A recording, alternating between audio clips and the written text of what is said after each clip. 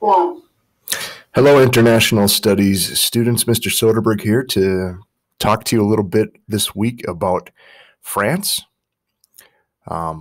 France is the largest of West Europe's countries.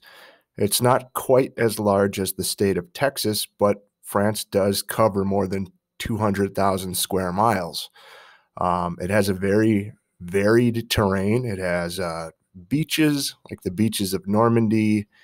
It has mountains such as the Alps and the Pyrenees, and it has a countryside that's laced with networks of rivers and canals that unite the country and connect it with the rest of the continent as well.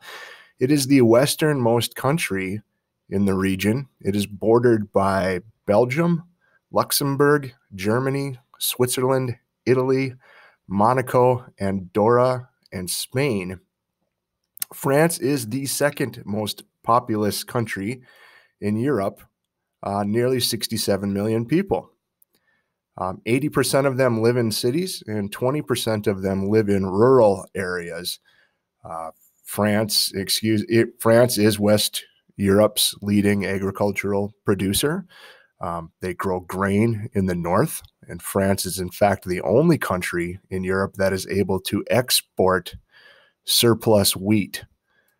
In the south, they have a longer growing season and they're able to produce things such as olives, wine grapes, and oranges. France is known the world over for its fine cuisine, culture, and language. It's one of the most visited destination spots in the world, if not the most visited destination in the world.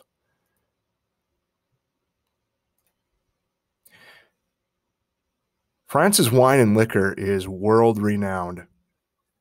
Every year, France exports 7.7 billion euros worth of wine.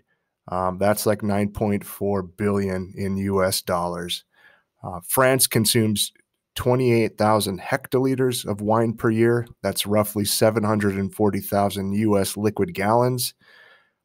Surprisingly, though, the wine consumption title goes to the Americans, who knock back 31,000 hectoliters.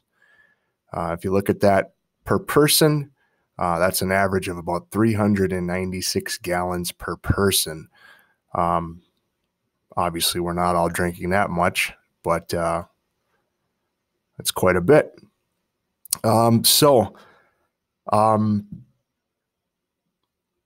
Red wine is mostly from the Bordeaux and Burgundy region. White wine is from the Loire Valley. And the sparkling champagne is from the region of France known as Champagne or Champagne. Brandies are from Cognac, France. France also rules supreme in design, production, and retailing of luxury goods and fashion. Paris Fashion Week is a series of designer presentations that's held semi-annually in Paris. Each year during the spring and summer and autumn/winter, they hold events there. France is known for its international icons of chic, including Chanel, Dior, Saint Laurent, Vuitton, Gaultier.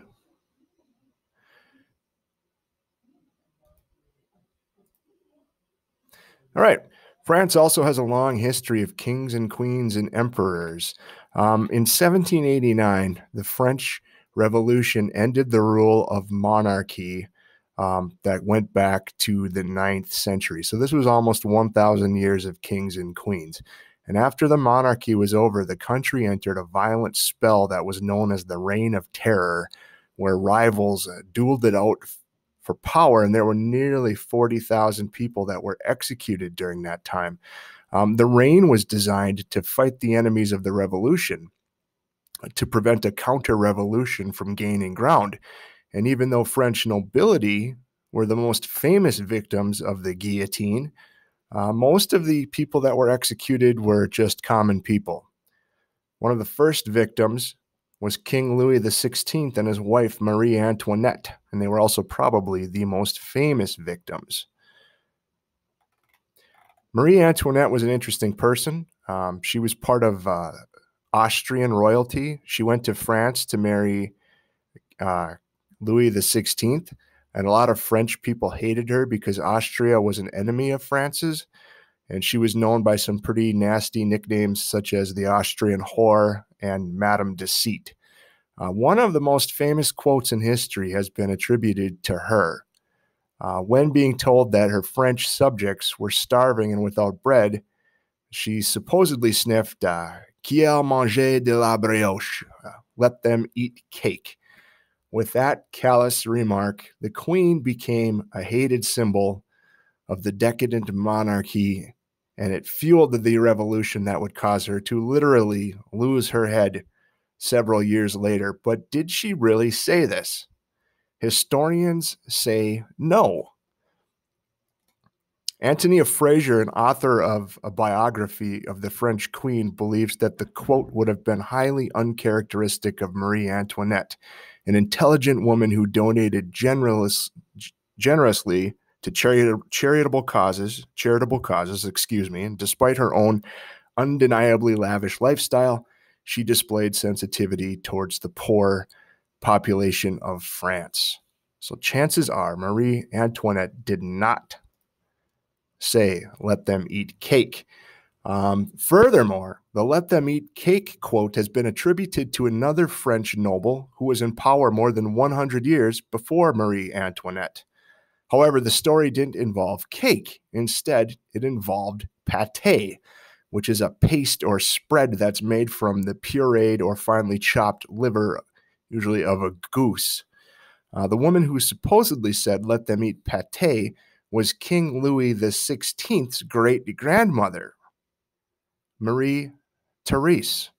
French philosopher Jean-Jacques Rousseau included the pâté story in his 1786 book Confessions, and Marie Antoinette would have been 10 years old at the time that book was written.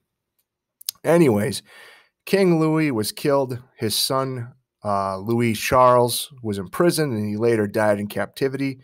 And Marie Antoinette finally met her fate by the cold steel blade of the guillotine. In an 1804 coup d'etat, Napoleon Bonaparte crowned himself the Emperor of France, and he was a shrewd, ambitious, and skilled military strategist. A series of military successes brought most of the continental Europe under the control of France. In 1815, he was defeated at Waterloo, and France became a monarchy once again. Napoleon was exiled to the British-held island of St. Helena in the South Atlantic Ocean. It's about 1,000 miles west of Africa, and he passed away 6 months later, presumably of stomach cancer. He was buried in St. Helena, despite his wishes to be buried along the Seine River amongst the French people he loved so much. But in 1840, his remains were exhumed and sent back to Paris, where he was entombed in a crypt where other military leaders have been laid to rest. This concludes part 1 of our look at France this week.